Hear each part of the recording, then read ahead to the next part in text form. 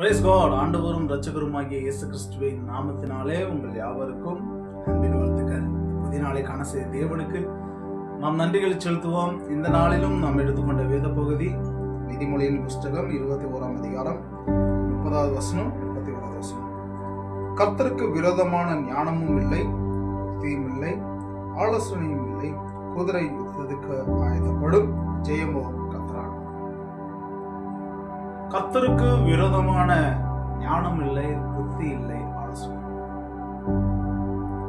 ஒரு மனுஷன் ஆலோசனை பண்ணலாம், ஆனால் கடவுளுக்குடைய ஞானத்துக்கு விரோதமான ஆலோசனைகள் ஒன்றும் என்ன பண்ணல.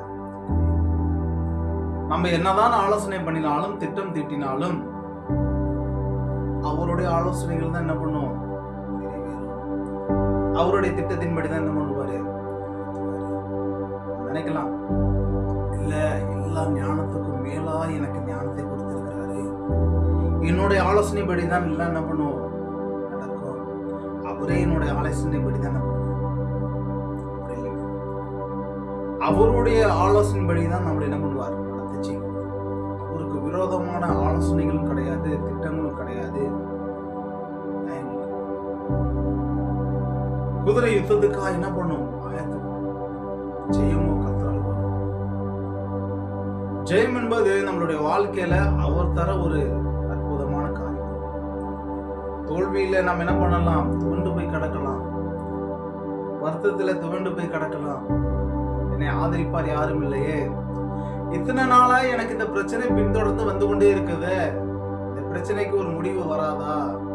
வரும்.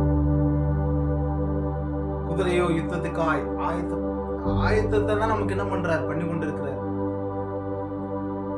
நம்ம ஆசீர்வாதம் பெறுவதற்கு ஆயத்தம் பண்ணி கொண்டு இருக்கிறார். ஒரு நாள் நாம் நினைத்து பார்க்க முடியாத அளவுக்கு ஜெயத்தை கர்த்தர் என்ன பண்ணுவார்.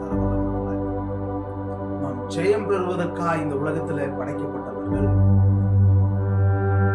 ஆகவே நாம் எப்பொழுதும் அவருடைய ஆலோசனைப்படி நம்ம என்ன பண்ணணும், நடக்கிறவர்கள்.